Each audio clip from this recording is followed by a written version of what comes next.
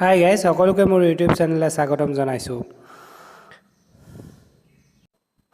আজি মই মানাহ ৰাষ্ট্ৰীয় উদ্যানৰ বিষয়ে ক'বলৈ ওলাইছোঁ। এই উদ্যান অসমৰ কোন জেগাত অৱস্থিতনো, এই কেতিয়া স্বীকৃতপ্ৰাপ্ত হৈছিলে, ইয়াৰ সুদীৰ্ঘ ইতিহাস আছে, এই ইতিহাসৰ বিষয়ে ক'বলৈ বিচাৰিছোঁ। এতিয়ালৈকে যদি মোৰ চেনেলটো ছাবস্ক্ৰাইব কৰি দিয়া নাই, ছাবস্ক্ৰাইব কৰি দিব আৰু লগত থকা বেল আইকনটো ক্লিক কৰি দিব। তেতিয়াহে আপোনালোকে মই দিয়া নতুন নতুন ভিডিঅ'বোৰ ন'টিফিকেশ্যন প্ৰথমতে দেখা পাব। বলক এতিয়া ভিডিঅ'টো ষ্টাৰ্ট কৰোঁ।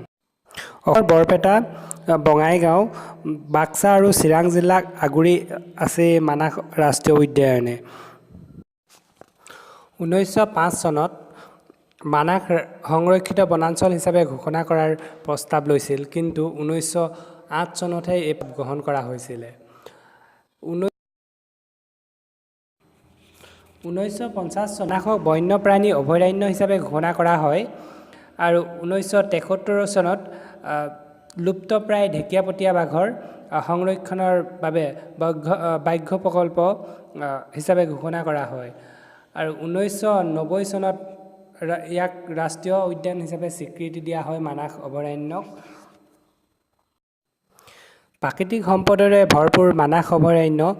মানাহ ৰাষ্ট্ৰীয় উদ্যান 1985 চনত ইউনেস্কোৰ দ্বাৰা বিশ্ব ঐতিহ্য ক্ষেত্ৰ হিচাপে স্বীকৃতি দিয়া হয়।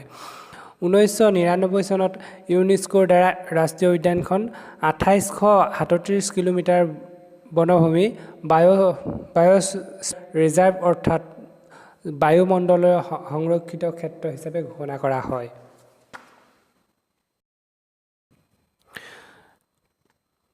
(2003 চনত ইয়াৰ একাংশ ভূমি বনভূমি কেন্দ্ৰীয় হাতী সংৰক্ষণ ভূমিৰ লগত চামিল কৰি চিৰাং ৰিপু হাতী সংৰক্ষণ বনাঞ্চল হিচাপে ঘোষণা কৰা হয়।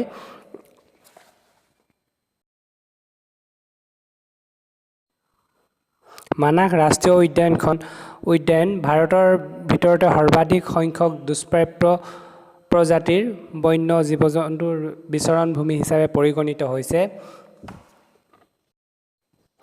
চোৰাং চিকাৰী আৰু সন্ত্ৰাসবাদীৰ কাৰ্যকলাপৰ ক্ষতিৰ বাবে 1992 চনত ইউনেস্কোৱে ৰাষ্ট্ৰীয় উদ্যানখন world heritage site in danger বুলি ঘোষণা কৰিছিল, কিন্তু 2011 চনত এই ৱৰ্ল্ড হেৰিটেজ চাইট ইন ডেঞ্জাৰৰ পৰা ইয়াক উঠাই লোৱা হ'ল। মানাহ ৰাষ্ট্ৰীয় উদ্যানৰ চমু ইতিহাস এয়াই। মোৰ ভিডিঅ'টো যদি ভাল লাগিলে লাইক কৰিব, কমেণ্ট কৰিব আৰু শ্বেয়াৰ কৰিবলৈ নাপাহৰিব।